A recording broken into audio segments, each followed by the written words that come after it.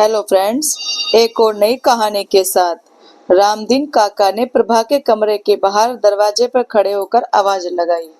बहुरिया, आपके बाबूजी आए हैं, मिलना चाहते हैं, उन्हें बुला लूं अंदर। काका को ही पूरे घर के देखरेख की जिम्मेदारी दी गई थी।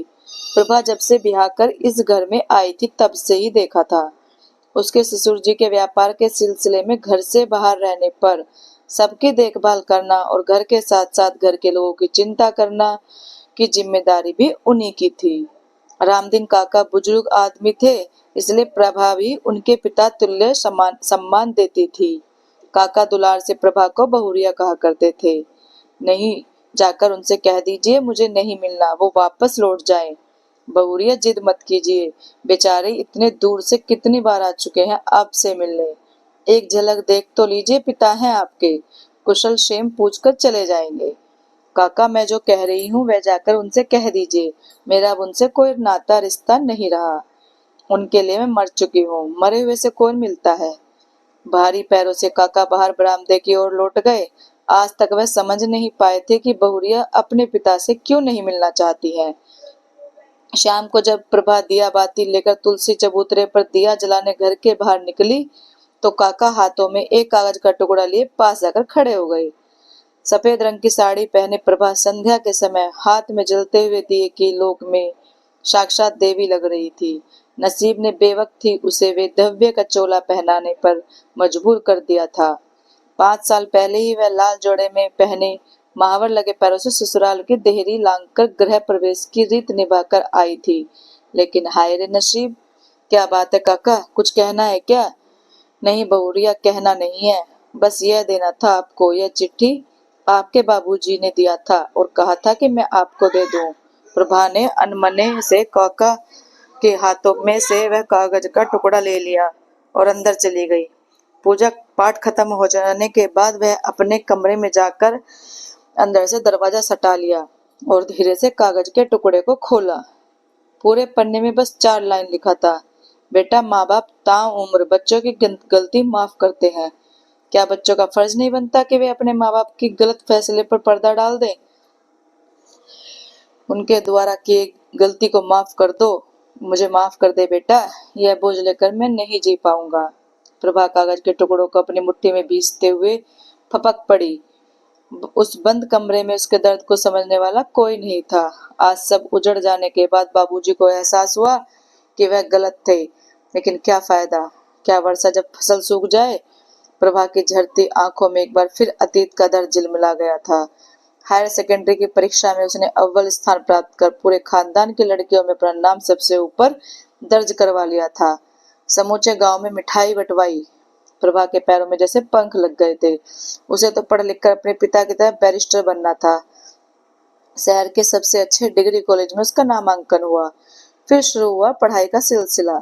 कभी कभार नोट्स लेने देने के सिलसिले में वह अपनी एक सहपाठी के घर जाया करती थी। एक दिन वह बिना झुंझलाहट प्रभा के घर अपना नोट्स वापस लेने पहुंचा।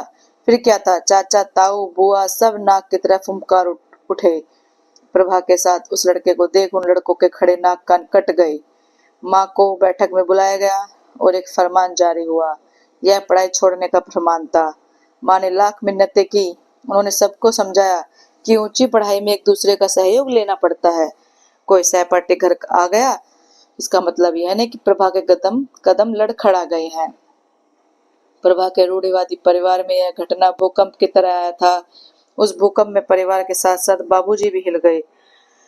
बेटी की इच्छा पर सामाजिक प्रतिष्ठा भारी पड़ा। देखते देखते उन्होंने अपने एक मित्र के पुत्र से, जो ऊंचे घराने का इकलौता वारिस था, विवाह तय कर दिया। प्रभा की रजामंदी का कोई प्रश्न ही नहीं था। विवाह के दिन तय कर दिए गए। बेचारी अभी उड़ना भी नहीं सीख पाई थी कि घर वालों ने उसके पंख काट दिए। सारे सपनों को वहीं छोड़ रोती बिलखती वे बाबुल की देहरी से विदा हो गई। प्रभा का ससुराल नाम का था, जो जेल से कम नहीं था। ससुर जी बड़े कड़े मिजाज के थे। बात बात में बंदूक निकलकर खड़े हो जाना उनका शान था। पति के बारे में कुछ ना ही कहें तो ज्यादा बेहतर है, क्योंकि इकलौते औलाद होने की वजह से वे जिद्दी, साथ ही साथ सारे अवगुणों के धनी थे। गोने के लिए मायके आई। प्रभा ने माँ को सबका परिचय बताया। माँ ने किताबों से भरी संदूकची साथ में दे दी। और कहा, बेटा यह किताब ही तुम्हारी सखी है, इन्हीं से दोस्ती कर लेना ताकि अकेलेपन नहीं खलेगी। तुम अपनी पढ़ाई पूरी कर लेना। प्रभा बहुत खुश थी कि अब उसे कोई मतलब नहीं कि ससुराल की चार दीवारी कितनी ऊंची है और पति को उसकी कोई कदर नहीं है। वह अपना ध्यान पढ़ाने में लगाएगी। उसने पढ़ना शुरू कर दिया, लेकिन पता नहीं कौन सी क्रम से प्रभा का नसीब लिखा गया था। नशे में धुत पति ने एक दिन गुस्से में आकर उसकी सारी किताबें और सर्टिफिकेट में माचिस लगा दी। प्रभा रोती बिलखती बचे हुए किताबों को समेटकर संदूक में बंद कर दिया। कुछ ही महीनों बाद आपसी रंजिश में दुश्मनों ने पति को कचहरी से लौटते समय गाड़ी में ठोकर मार दी। पैसा पानी की तरह बहाया, पर वह बच नहीं पाए। इस बार किस्मत ने प्रभा की बची कुची जिंदगी की आस भी खाक कर दी। उस दिन के बाद से वह मुक बधिर सी बस जिंदगी को बोझ की तरह ढोई जा रही थी। प्रभा ने अंधियारे को गले लगा लिया था। वह किसी से भी नहीं मिलती थी, चाहे वह उसके मायके वाले ही क्यों ना हो। माँ छटपटा कर रह गई थी कि एक बार बेटी को देख पाती, लेकिन प्रभा ने साफ मना कर दिया।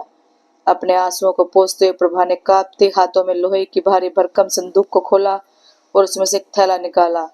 थैले में कुछ अधजले सर्टिफिकेट थे, जिनको सीने लगाकर वो फुट फुट कर रोने लगी और अनायास ही उसके मुंह से निकल पड़ा, बाबूजी, मैंने तो माफ कर दिया, क्या आप अपने आप को माफ कर पाएंगे? दोस्तों, आपको ये कहानी कैसी लगी? अच्छी लगी हो तो लाइक, कमेंट और शेयर करना, चैनल को सब्सक्राइब करना। Thank you.